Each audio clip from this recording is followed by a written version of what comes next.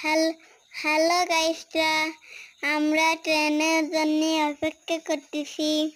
আমরা ট্রেনের জন্য অনেক সময় অপেক্ষা করলাম। এর মধ্যে দেখি ট্রেন আসছে। এই জন্য আমি উঁকি মেরে দেখছিলাম। সত্যি দেখছি ট্রেন আসে। দেখেন আমাদের দেখে ট্রেন সত্যি চলে আসে। আমি তো অনেক খুশি, ফাইনালি আমাদের ট্রেনটা চলে আসে। আমরা ভাইয়া ট্রেন দেখার জন্য দাঁড়িয়ে আছি। দেখেন ট্রেনটা আমাদের দেখে কিরকম চলে আসে।